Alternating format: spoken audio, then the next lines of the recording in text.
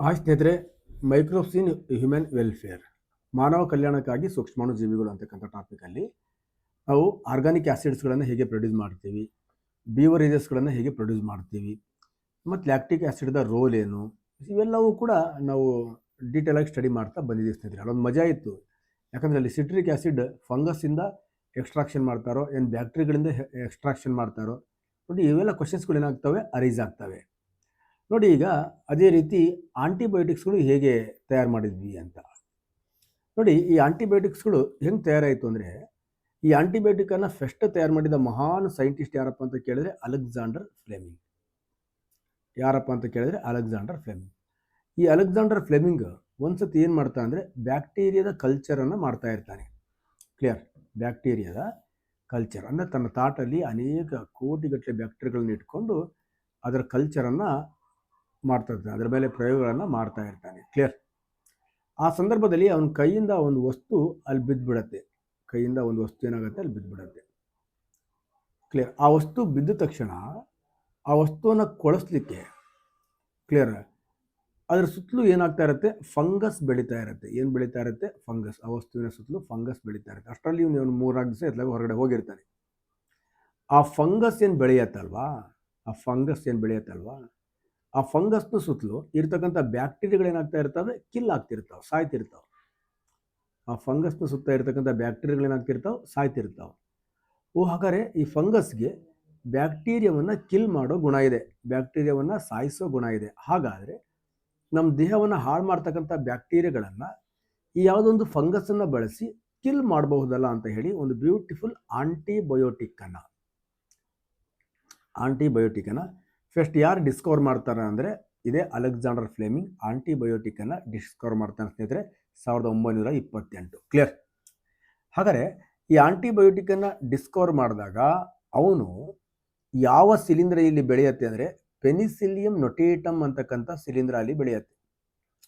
Okay, ಈ Penicillium notatum ಅಂತಕ್ಕಂಥ ಶಿಲೀಂಧ್ರ ಎಲ್ಲೆಲ್ಲಿ ಬೆಳೀತಾ ಇರುತ್ತೆ ಅಲ್ಲಲ್ಲಿ ಬ್ಯಾಕ್ಟೀರಿಯಾಗಳು ಸಾಯ್ತಾ ಇರುತ್ತೆ.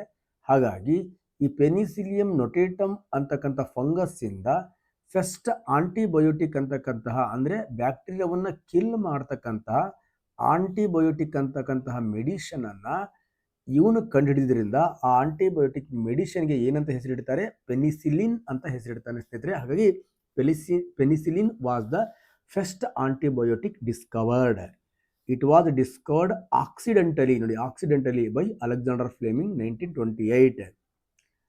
ಯಾವುದು? ಮೋಲ್ಡು ಶಿಲೀಂಧ್ರ. ಮೋಲ್ಡ್ ಅಂದರೆ that is the fungus. Penicillium notatum ಅಂತಕ್ಕಂಥ ಫಂಗಸ್ ಗ್ರೋ ಆಗ್ತಕ್ಕಂತಹ ಜಾಗದಲ್ಲಿ ಎಲ್ಲಿ ಬ್ಯಾಕ್ಟೀರಿಯಾ ಕಲ್ಚರ್ ಮಾಡ್ತಾ ಇರ್ತಾನೆ ಆ ಪ್ಲೇಟಲ್ಲಿ ಈ ಪೆನಿಸಿಲಿಯಂ ನೊಟೇಟಮ್ ಅಂತಕ್ಕಂಥ ಫಂಗಸ್ ಎಲ್ಲೆಲ್ಲಿ ಗ್ರೋ ಆಗ್ತಾ ಇದೆ ಅಲ್ಲೆಲ್ಲ ಬ್ಯಾಕ್ಟೀರಿಯಾಗಳೇನಾಗ್ತಿರ್ತಾವ, ಸಾಯ್ತಾ ಇರ್ತವೆ.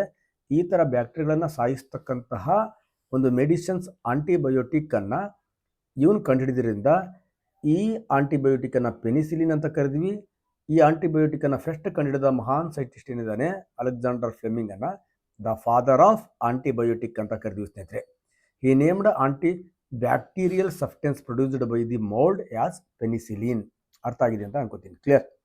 ಆಂಟಿಬ್ಯಾಕ್ಟೀರಿಯಲ್ ಅಂದರೆ ಬ್ಯಾಕ್ಟೀರಿಯಾಗಳನ್ನು ಕೊಲ್ತಕ್ಕಂಥ ಫಸ್ಟ್ ಮೆಡಿಷನನ್ನು, ಪೆನಿಸಿಲಿನ್ ಅಂತಕ್ಕಂಥ ಮೆಡಿಷನನ್ನು ಅಲೆಕ್ಸಾಂಡರ್ ಫ್ಲೆಮಿಂಗ್ ಕಂಡುಹಿಡಿತಾನೆ ಸ್ನೇಹಿತರೆ. ನೆಕ್ಸ್ಟ್ ಅಲೆಕ್ಸಾಂಡರ್ ಫ್ಲೆಮಿಂಗ್ ಬಗ್ಗೆ ಏನಾರ ಒಂದು ಮಾಹಿತಿ ಕೇಳ್ಬೋದಲ್ವಾ, ಯಾರು ಏನು ಅಂತ. ಓಕೆ, ಇವನೊಬ್ಬ ಸ್ಕಾಟಿಷ್ ಬ್ಯಾಕ್ಟೀರಿಯಾಲಜಿಸ್ಟ್. ನೋಡಿ, ಅಲೆಕ್ಸಾಂಡರ್ ಫ್ಲೆಮಿಂಗ್ ಇವನೊಬ್ಬ ಸ್ಕಾಟಿಷ್ ದೇಶದವ, ನೆಕ್ಸ್ಟ್ ಬ್ಯಾಕ್ಟೀರಿಯಾಲಜಿಸ್ಟ್ ಇವ. Clear? He was working Mary's hospital London's, saint Mary hospital ಲಂಡನ್ನಲ್ಲಿ ಇವನು ವರ್ಕ್ ಮಾಡ್ತಾನೆ. He received the Nobel prize physiology or medicine in 1945. ಯಾವುದಕ್ಕೆ? ಪೆನಿಸಿಲಿನನ್ನು ಡಿಸ್ಕವರ್ ಮಾಡಿದ್ದಕ್ಕೆ. ಹಾಗಾಗಿ ಇವನಿಗೆ ನಾವೇನಂತ ಕರಿತೀವಿ, ದ ಫಾದರ್ ಆಫ್ ಆಂಟಿಬಯೋಟಿಕ್ಸ್ ಅಂತ ಕರಿತೀವಿ ಸ್ನೇಹಿತರೆ. ಹಾಗಾದ್ರೆ ಆಂಟಿಬಯೋಟಿಕ್ಸನ್ನು ಅವನೇನೋ ಕಂಡುಹಿಡ್ದ. ಹಾಗಾದ್ರೆ ಆಂಟಿಬಯೋಟಿಕ್ಸ್ ಒಬ್ರಿಗೆ ಬೇಕಾಗಿತ್ತಾ, ಇಬ್ರಿಗೆ ಬೇಕಾಗಿತ್ತಾ? ನೋ. ಇಡೀ ಜಗತ್ತಿನ ಪ್ರತಿಯೊಬ್ಬ ಈ ರೋಗಿ ಏನು ಬರ್ತಾನೆ, ಬ್ಯಾಕ್ಟೀರಿಯಾಗಳಿಂದ ಏನು ರೋಗ ಬರುತ್ತೆ ಅವ್ರ ವಿರುದ್ಧ ಬಳಸಲಿಕ್ಕೆ ಆಂಟಿಬಯೋಟಿಕ್ ಬೇಕಾಗಿತ್ತು. ಹಾಗಾಗಿ ಅಷ್ಟು ಜನಕ್ಕೆ ಆಂಟಿಬಯೋಟಿಕ್ಕನ್ನು ಬೇಕು ಅಂದರೆ ಆಂಟಿಬಯೋಟಿಕ್ಕನ್ನು ಹೆಚ್ಚಿನ ಪ್ರಮಾಣದಲ್ಲಿ ಪ್ರೊಡಕ್ಷನ್ ಮಾಡಬೇಕಾಗಿತ್ತು, ಹೆಚ್ಚಿನ ಪ್ರಮಾಣದಲ್ಲಿ ಉತ್ಪತ್ತಿ ಮಾಡಬೇಕಾಗಿತ್ತು. ಆವಾಗ after Fleming's Discovery large scale production of penicillin started 1940s. ಇವನಿಗೆ ನೊಬೆಲ್ ಪ್ರೈಸ್ ಸಿಗುತ್ತೆ ಅದಾದ ನಂತರ 1940ಸಲ್ಲಿ ಹೆಚ್ಚಿನ ಪ್ರಮಾಣದಲ್ಲಿ ಪೆನಿಸಿಲಿನ್ ಅಂತಕ್ಕಂತಹ ಆಂಟಿಬಯೋಟಿಕನ್ನು ಪ್ರೊಡ್ಯೂಸ್ ಮಾಡ್ತಕ್ಕಂತಹ ವಿಧಾನವನ್ನು ಕಂಡುಹಿಡಿಯುತ್ತಾರೆ. ಆ ವಿಧಾನದಲ್ಲಿ ಬಳಸ್ತಕ್ಕಂಥ ಫಂಗಸ್ ಯಾವುದಂದರೆ ಪೆನಿಸಿಲಿಯಂ ನೊಟೆಟಮ್ ಅಲ್ಲ, ಪೆನಿಸಿಲಿಯಂ ಕ್ರೈಸೋಜಿನಮ್. ನೋಡಿ, ಇದು ಕೇಳ್ತಾನೆ. ಜಾಸ್ತಿ ಪ್ರಮಾಣದ ಪೆನಿಸಿಲಿನ್ ತಯಾರಿಕೆಯಲ್ಲಿ ಬಳಸಿದ ಶಿಲೀಂಧ್ರ ಯಾವುದು? ನಾವು ಯಾವುದೋ ಬುಕ್ಕಲ್ಲಿ ನೋಡಿದೀವಿ ಅಂತ ಪೆನಿಸಿಲಿಯಂ ನೊಟೆಟಮ್ ಹಾಕಿದರೆ ಚೆಂಬು. ಪೆನಿಸಿಲಿಯಂ ಕ್ರೈಸೋಜಿನಮ್. ಇದನ್ನು ಕಮರ್ಷಿಯಲ್ ಪ್ರೊಡಕ್ಷನ್ ಆಫ್ ಪೆನಿಸಿಲ್, ವ್ಯಾವಹಾರಿಕವಾಗಿ ಹೆಚ್ಚಿನ ಪ್ರಮಾಣದಲ್ಲಿ ಪೆನಿಸಿಲಿನ್ ಉತ್ಪಾದನೆಯಲ್ಲಿ ಬಳಸ್ತಾರೆ ಸ್ನೇಹಿತರೆ. ಅವ್ರು ಹೆಂಗೆ ಮಾಡ್ತಾರೆ? ಏನಿಲ್ಲ, the fungus grown in a large fermentation tank containing suitable nutrients. Okay, fermentation ಆಗ್ತಕ್ಕಂತಹ ಟ್ಯಾಂಕಲ್ಲಿ ಅದಕ್ಕೆ ಬೇಕಾಗಿರ್ತಕ್ಕಂಥ ಪೋಷಕಾಂಶಗಳನ್ನು ಹಾಕಿ ಹೆಚ್ಚಿನ ಪ್ರಮಾಣದಲ್ಲಿ ಬಳಸ್ತಾರೆ. The produces penicillin which then extracted. ಇದನ್ನು ತಗೊಂಡೋಗಿ ಎಕ್ಸ್ಟ್ರಾಕ್ಟ್ ಮಾಡಿದಾಗ ನಮಗೆ ಯಾವ ಆಂಟಿಬಯೋಟಿಕ್ ಸಿಗುತ್ತೆ? Penicillin. The extract is purified and processed, obtained pure antibiotic. The pure antibiotic is then packed and used as medicine. ಇದರಿಂದ ತಯಾರು ಮಾಡಿರ್ತಕ್ಕಂತಹ ಆಂಟಿಬಯೋಟಿಕನ್ನು ನಾವು ಮೆಡಿಸಿನಲ್ಲಿ ಪೆನಿಸಿಲಿನ್ ಅನ್ನೋ ಹೆಸರಲ್ಲಿ ಬಳಸ್ತೀವಿ ಸ್ನೇಹಿತರೆ. ಹಾಗೆ ಇಂಪಾರ್ಟೆನ್ಸ್ ಆಫ್ ಯೂಸಸ್ ಎಲ್ಲ ಯೂಸ್ ಮಾಡ್ತೀವಿ ಈ ಆಂಟಿಬಯೋಟಿಕನ್ನು. Antibiotic are chemical produce microbes that kill or inhibit growth disease causing microorganisms. ಏನು ಸೂಕ್ಷ್ಮಾಣು ಜೀವಿಗಳಿಂದ ಬರುತ್ತೆ, ಅದರಲ್ಲಿ ಎಸ್ಪೆಷಲಿ ಬ್ಯಾಕ್ಟೀರಿಯಾಗಳಿಂದ ಬರ್ತಕ್ಕಂತಹ ಏನು ಈ ರೋಗಗಳನ್ನು ತರ್ತಕ್ಕಂತಹ ಸೂಕ್ಷ್ಮಾಣು ಜೀವಿಗಳಿದೆ, ಅವುಗಳನ್ನು ಕಿಲ್ ಮಾಡುತ್ತೆ, ಅಥವಾ ಅವುಗಳ ಆಕ್ಟಿವಿಟಿ, ಅವುಗಳ ಚಟುವಟಿಕೆಯನ್ನು ಏನು ಮಾಡುತ್ತೆ? ಕಡಿಮೆ ಮಾಡಿ ಆ ವ್ಯಕ್ತಿಯನ್ನು ಏನು ಮಾಡುತ್ತೆ? ಬದುಕಿಸುತ್ತೆ. They are life saving drugs used to treat bacterial infections. ಬ್ಯಾಕ್ಟೀರಿಯಿಂದ ಬರ್ತಕ್ಕಂಥ ಇನ್ಫೆಕ್ಷನ್ಸಿಂದ ಜೀವವನ್ನು ಏನು ಮಾಡುತ್ತೆ? ಉಳಿಸ್ತಕ್ಕಂಥ ಒಂದು medicine. Example penicillin, first discovered. Next ಈಗಿರ್ತಕ್ಕಂಥದ್ದು ಸ್ಟ್ರೆಪ್ಟೊಮೈಸಿನ್, ಟೆಟ್ರಾಸೈಕ್ಲಿನ್, ಎರಿಥ್ರೋಮೈಸಿನ್, ಇನ್ನು ತುಂಬ ಆಂಟಿಬಯೋಟಿಕ್ಸ್ಗಳನ್ನು ಈಗ ಪ್ರಸ್ತುತವಾಗಿ ಕಂಡುಹಿಡಿದಿದ್ದಾರೆ ಸ್ನೇಹಿತರೆ. Next treatment of diseases like pneumonia, ಇದಕ್ಕೆ ಆಂಟಿಬಯೋಟಿಕನ್ನು ಯೂಸ್ ಮಾಡ್ತಾರೆ. ಟೈಫಾಯ್ಡ್, ಇದಕ್ಕೆ ನೆಕ್ಸ್ಟ್ ಸ್ಕಿನ್ ಇನ್ಫೆಕ್ಷನ್ಸ್. ಯಾಕಂದರೆ ಇವೆಲ್ಲ ಆಲ್ಮೋಸ್ಟ್ ಆಲ್ ಬ್ಯಾಕ್ಟೀರಿಯಲ್ ಇನ್ಫೆಕ್ಷನ್ಸ್ಗಳು, ಬ್ಯಾಕ್ಟೀರಿಯಾಗಳಿಂದ ಬರ್ತಕ್ಕಂತಹ ಡಿಸೀಸಸ್ಗಳು. Used in surgeries in prevent infections, help saving